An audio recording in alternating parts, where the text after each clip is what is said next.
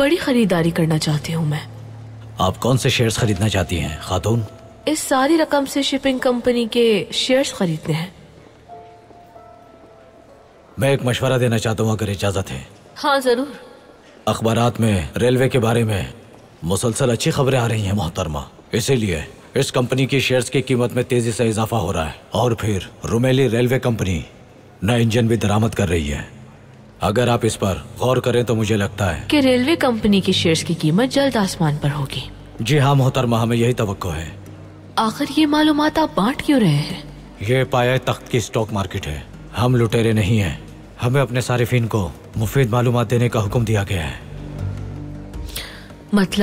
मतलब ये कि अगर आप सारी रकम से शिपिंग कंपनी के शेयर्स खरीदती हैं तो आपकी रकम डूब भी सकती है और इसमें नुकसान का खतरा ज्यादा है। मैंने आज तक किसी को शेयर्स का जुआ खेलकर अमीर होते नहीं देखा और यही तिजारत का उसूल भी है। लेकिन आखिरी फैसला आपका ही है। मैं थोड़े से मुनाफे से मुतमईन नहीं होती, या सब या कुछ नहीं।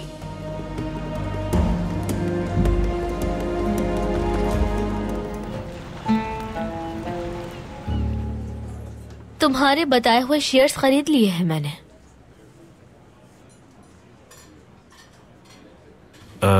बहुत खूब। मतलब हिजाज रेलवे अब यहूदी बैंक की तरफ बढ़ती जा रही है। स्टॉक मार्केट का ऑफिसर भी पूछ रहा था कि इससे कैसे फायदा होगा। महमूद पाशा ने अपनी सारी रकम से रेलवे कंपनी में सरमायाकारी की है, तो हमने सारा पैसा शिपिंग कंपनी में लगा दिया। यानी रुमेली रेलवे कंपनी नई मशीनें दरामद करेगी। फिर तो उसके शेयर्स की कीमत बहुत ज्यादा बढ़ जाएगी। अगर उसे लाने वाली ट्रेन का हादसा हो जाए तो क्या होगा? रेलवे कंपनी के शेयर्स की कीमत गिर जाएगी और शिपिंग कंपनी के शेयर्स की कीमत आसमान को छू लेगी। ये सारी रकम डूबने के बाद अब्दुल हमीद का क्या बनेगा?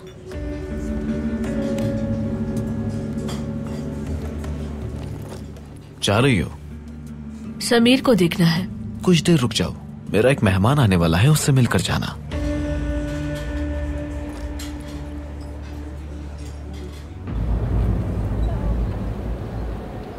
कौन है वो मेहमान? आखिर हम किसका इंतजार कर रहे हैं हर्जल?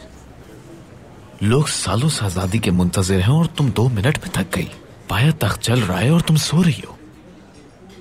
इन नौजवानों की आवाज को सुनो। मैं तुम्हें नहीं जानता और ना ही मैंने तुम्हें देखा है, लेकिन हम आजादी के मत वाले एक दूसरे से बहुत करीब हैं।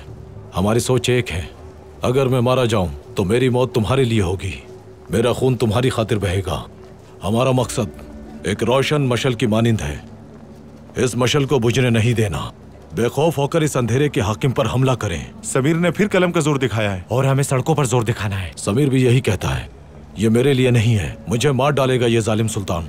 फिर आपकी बारी है, लेकिन आप आखिरी नहीं होंगे। फिर पहाड़ों, जंगलों और फूलों की बारी आएगी। ये भी काफी नहीं होगा। फिर उसके जुल्म का निशाना बच्चे होंगे। हर कोई उसके जुल्म का शिकार बनेगा। उसके जुल्म से सब कुछ तबाह हो जाएगा। जुल्म जब शुरू हो जाए तो उसे रोकना मुमकिन नहीं। बस बहुत हो गया, अब चाहे जान देनी पड़े, चाहे हम लोगों को फांसी दे दी जाए, हम तैयार हैं। तो फिर हमें कब और कहाँ जमा होना है? मजबूत रखो अभी अपना इरादा, हमारे लिए यही काफी है। जब वक्त आएगा तो वो खुद ही आवाज देंगे हमें। चलो साथियों के पास चलते हैं। मुझे फख्र है तुम लोगों पर। एक बार फिर बगावत? हाँ, लेकिन इस बार बगावत जोरदार होगी। अब्दुल हमीद को सिर्फ नारेबाजी से नहीं हटाया जा सकता। कोई फायदा नहीं।